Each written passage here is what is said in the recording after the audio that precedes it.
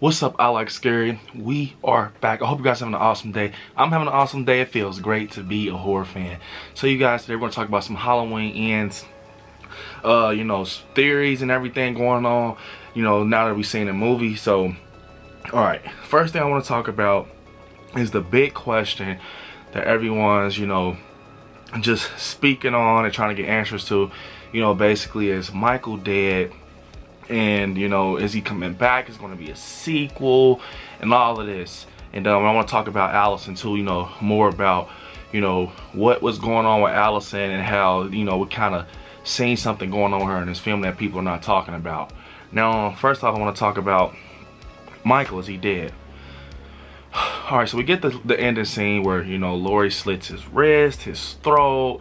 Allison comes in and breaks his arm, and the shape is he's lifeless right there on that island. He's lifeless, he's bleeding out dry. And they proceed with the procession where we get Haddonfield coming. They're kind of like doing the Spider-Man 2 thing. They're putting him, towards this grinding of a machine, this thing that grinds like metal. And they put him in there and he gets crushed to nothing. He's literally ground beef at this point. So, we see Michael just get took away from us. Now I'm gonna tell you guys something. With this movie, it was a deeper meaning, and I've been telling people that this movie has layers, so you got to go through layers of this movie to understand and enjoy it. It's like it's huge, and it's something that I've been thinking about along the way, watching this movie multiple times now. So with Michael, it was showing that he was the vessel of evil. He held that evil inside since he was 6, and he carried it on, and it grew. It's like Laurie said, she said, the more Michael kills, the more he transcends and everything. So that's what happened along these 40 years he was killing. He ran through a lot of victims, through his journey. So he gets here and finally gets put to a stop for 4 years, and he's starving in the sewers and everything. So he needs to, kind of get himself back up and running, especially after what happened in Kills with all these wounds and everything. So I think this movie kind of was touching on, Michael is not one person. It's like an evil. It's a darkness, like they say he's a force of nature, the black his eyes. Because you guys remember where, in 78 they took the mask off and it was like Michael, and he was just looking. It was like he was stuck in a way. And I think this is them explaining Michael Myers, in my opinion. Like, they're trying to show us with all these questions that need to be answered. People talking about the window, the mask, the house, everything's attached to him, the possession. Whole time we find out, in my opinion, that Michael's just going off evil. He's just an evil person. And I think that's why it went to Corey, because he transferred into Corey because he's saying Corey had something in him that made them similar. It kind of made them similar in a way. And that's why he didn't, kill Corey, because that's why Corey had asked Allison, like, basically, why did Michael let you go? And then the hobo said the same thing to him, like, why did he let you go? Usually people go in there and they never come back out. Go in there and get me that mask, because he felt that vibe too. Like, obviously this Corey guy is special. Go in there and get it. He didn't kill you. It's because Michael's saying something in him. I think Michael saying something in him, and along the way, Michael probably peeped he was getting stronger. Because after that fight, hell yeah, Michael, he's getting stronger. He slammed you and everything, and he's starting to get powerful with kills. You saw what he did to Dr. Mathis, the guy at the WRUG radio station. He's getting stronger, and he has the mask. He's starting to literally take Michael's image. And then, towards the end, he tries to grab Michael, and Michael takes him out. And yeah, it's almost like he looks at Michael. You get took out by the person you're looking up to and trying to be.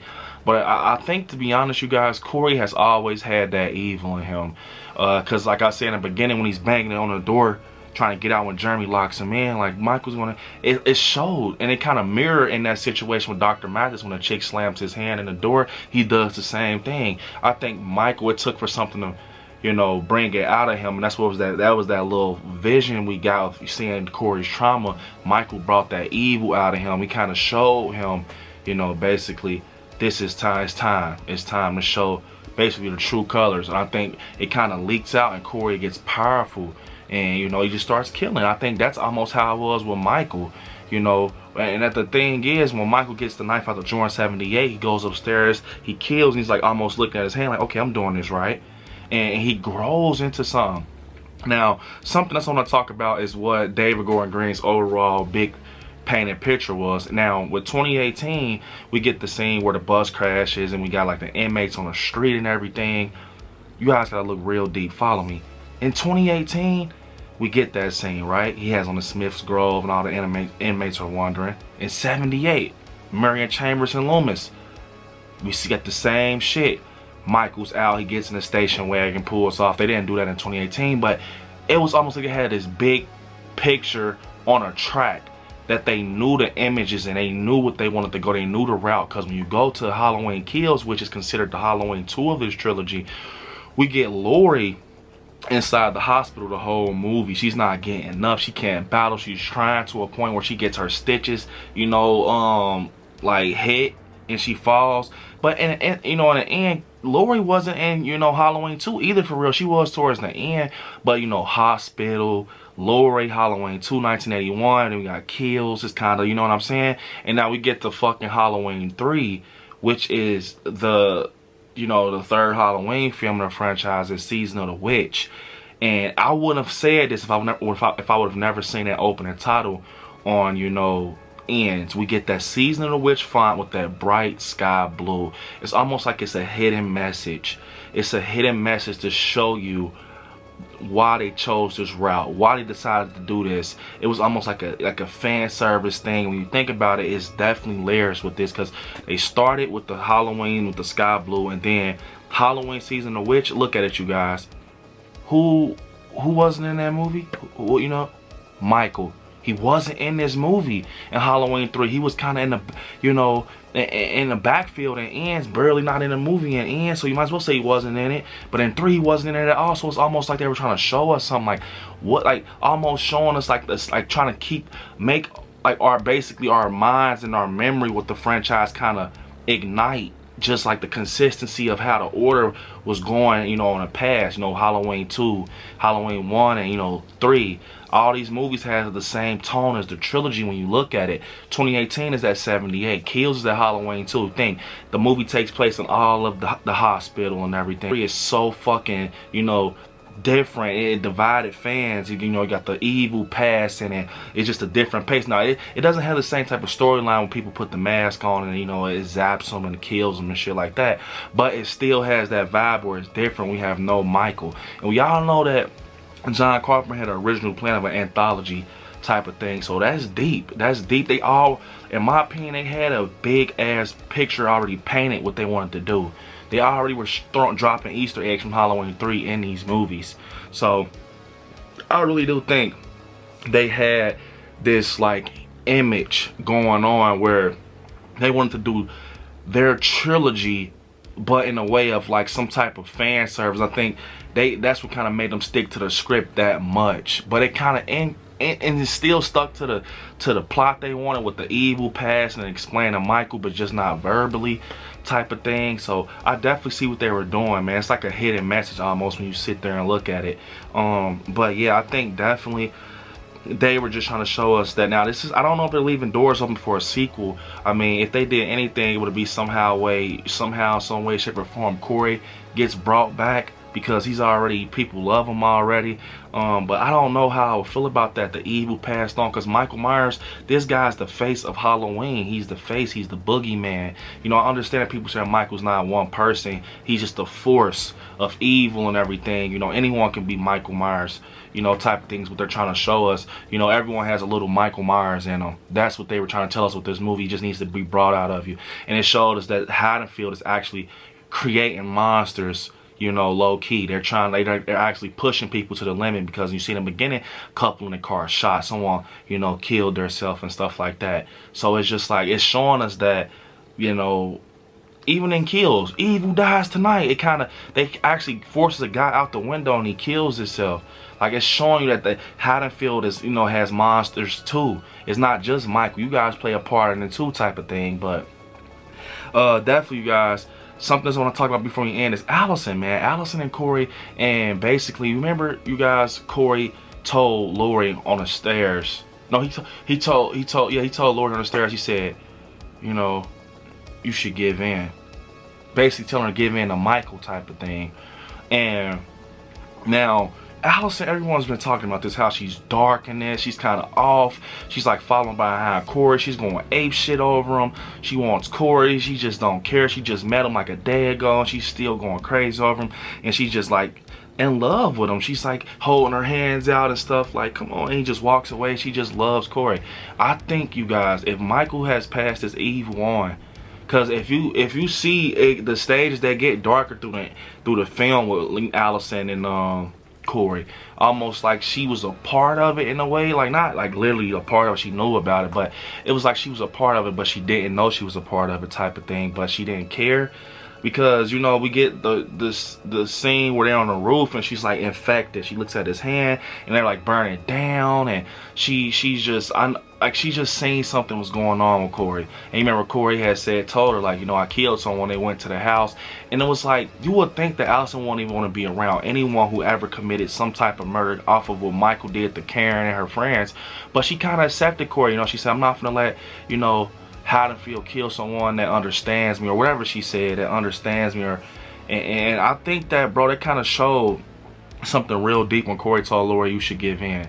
Have you guys thought about this? Now this is very deep. What if fucking Allison gave in to Corey, but it was like almost there? Like, you know how we got this eye thing they're going, I got looking, you know, I looked into his eyes and all that shit.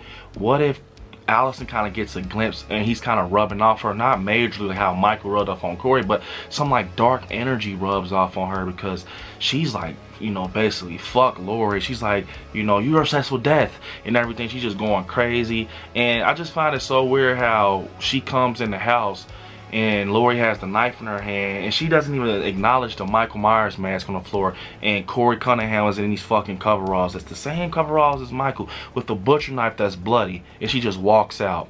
Like, and then she looks at him in his face. We get this shot where she looks at him in his face and his eyes, and he's lifeless. And it's like it was a weird scene for me, because it's like, okay, I understand that Michael's saying something to Corey, right? I understand that she's saying something to Corey, but it's almost like, I mean, I understand that Michael's saying something to Corey, but it's almost like, damn, did Allison see something in Corey too? That was Michael in this situation, was Corey in this situation Michael, and Allison was Corey at the end when he's dead? Like, there's some type of dark shit rub off on her? I don't fucking know. But, cause think about it, right after that, bro, Allison just comes in and breaks Michael fucking arm, powerful as hell. She just breaks his arm, snaps it, little bitty Allison. She just comes in and snaps Michael fucking arm like a Twix, like. And I was like, man, I was just thinking about this, like, you know, like a couple hours ago, like, man, what the hell? Like, bro, don't tell me you guys are doing that. Like, it's almost like, and she started to become darker towards the end. Like, you know, she snaps it, she pulls the thing down, she kills Myers, she's just looking, and then she leaves her grandmother, leaving Haddonfield. Like, I know maybe, you know, remember Lindsay says better things are coming in your life and stuff like that. Maybe that's that, but it can also be some shit where they leaving it open for Allison's story, you know. I don't know, man. And people kind of touched on the fact, like, what if Allison is pregnant with Corey's baby and everything? I mean, that can be something. It depends on how dark they want to get. And you got that strobe blood mixed with possibly some Myers in it, and the baby comes out. But that's when you start diving into the Colt family and shit like that, the Thorn.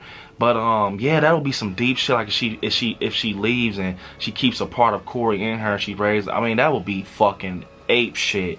Like, I know a lot of people are saying that, inboxing me and DMing me that fucking speculation. That would be crazy. That would be mind-blowing. That would be some wild shit, you guys. But, man, you know, comment down below if you guys think I'm tripping about that Allison, how she just rushes and breaks Michael's arm. She's, like, super strong. This is the same female that broke her leg and killed him, was struggling. He's like, do it. She just comes in and snapped the fucking arm of Michael Myers. And it's right after she sees Corey, like, almost like he gave her some type of energy, some type of strength like Michael gave him. Because you think Corey obviously got some type of strength from Michael. He's banging the fucking DJ Willie Kid head, his fucking jaws hanging and shit. So, and then Allison just comes in and snaps his arm. Like, come on, man, what's really going on, David Gordon Green? What's really going on? You know, I know we're diving deep and this is like a different type of rabbit hole, but comment down below what you guys think. Do you guys think I'm on to something, or am I tripping out? But unfortunately, this is the end of the video. Don't forget to hit me on my social media. I like Scary on Instagram, I like Scary77 on TikTok, Brent on Facebook, and I like Scary on Twitter. Don't forget you guys to become a member of the page for exclusive content and benefits of the channel. And right there where it says subscribe, next to it, click join and become a member of the channel. Check out the official I Like Scary merch store. And yeah, you guys, I love you all. Stay scary out there. Peace.